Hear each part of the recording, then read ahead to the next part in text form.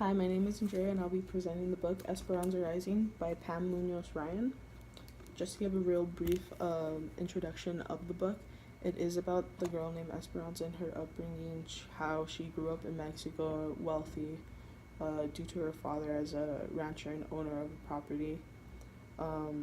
Because of this, she has dreams and aspires to be in charge of the property in the future and possibly take her mother's position, more or less, in being in charge. Later on, there is a tragedy that hits the family where her father sadly is killed, and with that, the father, Luis, his stepbrothers come to the aid, but with malintent, because they are greedy individuals. And so, because of that, Esperanza and her mother, Ramona, they end up fleeing with three trusted servants who help them make a new life in California, and they start working in farm labor camps in order to make money, in order to feed themselves, in order to push themselves forward and leave their past behind, basically. Um, when they arrive to California and work at the labor camp, they do face obstacles. They are in a new environment.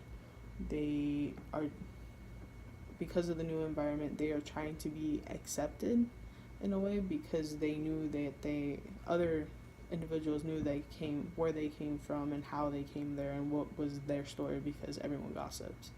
Because chisme is the main thing of how everything gets around. Because of that, they also get tied into other notifications of what's going on, because during that time, this is during the Great Depression, there is worker strikes because they want to have better living conditions, better pay wages, because it's not enough for them to survive on. And everyone that comes to the labor camps, they are all family based, so it's more of parents and how they're, no matter what money they are able to earn, they want to earn it to be able to pay for their children to eat, to have something, some type of clothing on their back, pretty much all that. Later on, her mother becomes ill, so Esperanza gets used to her responsibilities, and she wants to take place of her mother because she became ill from a recent dust cloud, and she has the valley fever. And she wants to take those responsibilities because she has to pay her mother's medical bills, and she basically matures herself at a very young age, and she's in her early teens. Because of this, she works, she saves enough, her mother gets well, and it basically ends in more of a happy ending, in a way, of how everyone is well and happy, and their life basically moves on. The author, Pam Munoz Ryan, she got inspiration to write this novel because of her grandmother. She grew up privileged in Mexico and later immigrated to California to work in the labor camps, as well as her other grandparents worked as well as farm workers.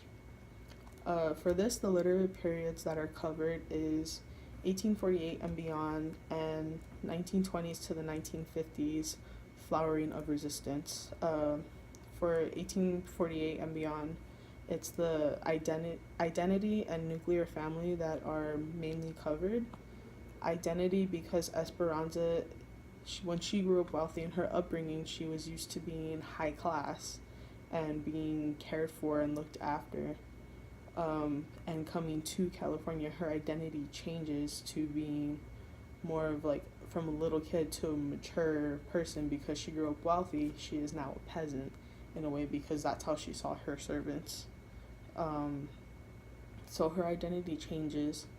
For nuclear family, it's based on her nuclear family because it's just her and her mother left, as well as her grandmother, who later joins them because she had an injury. Due to that previous injury, she later becomes well and surprises them on her arrival. for it to relate to the flowering of resistance, there's two topics: the Great Depression, because that covers that time period and like the economic struggle of the pay wages and them wanting more, as well as the importance of immigration, because for during that time it like sets the time frame for future generations, and the immigration is something that people wanted because they needed money to feed their family, they needed it to care for their family, and pretty much that. Some themes that are explained is discrimination and prejudice, women roles like on the farm labor workforce. So discrimination, there are restrictions placed on women.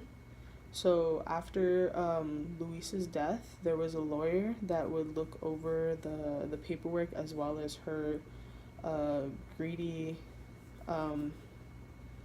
stepbrother-in-laws, and because a woman was not allowed to own anything at that point, she could not own anything, and the property of the ranch went to the bank, which went to her under the possession of her stepbrother-in-law, which was Luis. And not just that, when they came to, all of them came to California, it had to be a working man, someone who is the leader of the family or the head of the family, in order for them to be living there.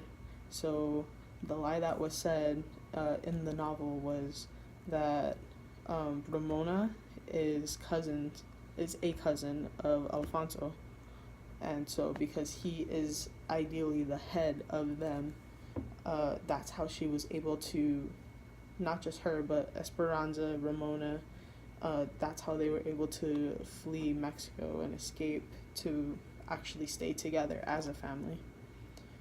For education purpose, there was discrimination because there is an elementary, or one thing that was explained is Isabella, which is a little girl who admires Esperanza very much, and the discrimination that is shown is because she's doing well in school, she's happy to go to school, but there is a small festival, and it's the top student that is like a queen for a day, but she did not get picked because she is Mexican, because she is not someone who is seen as American, having blonde hair or blue eyes, someone of a superior race, basically.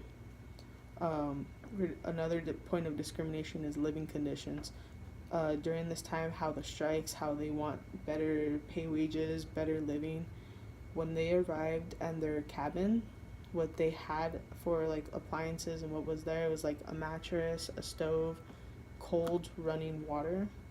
And for other camps that were developing around them, one of them had warm running water and a swimming pool as well. Now the swimming pool is something that was up for more angry discretion, because there were people going to swim, but at one point, for their camp, because they are primarily a Mexican labor camp, they would only swim on Fridays, the day before the pool got cleaned, because they were seen as dirty. They were not seen, the Mexican population of this camp was not seen in a positive light. They were just seen as second to none, basically. For women roles in the workforce, or the labor work that was done, they could not go into the field and pick. It was only the men. So the women would stay in the shed, packaging fruit, bundling like vegetables, all the produce, cutting up potatoes for it to be replanted. They also received a cheaper, less of a pay versus the men. So there's that wage gap, that difference. But all in all, I would really recommend this book. Like, each chapter is a title of a produce, and it references it in a certain way, because there is a significance to it. So like the first chapter is called grapes or uvas, because that is the setting, and that's where she grew up, and her father owning the harvest of the grapes, that property, all those vineyards. And all in all, I would say it's a pretty good book. So, yeah.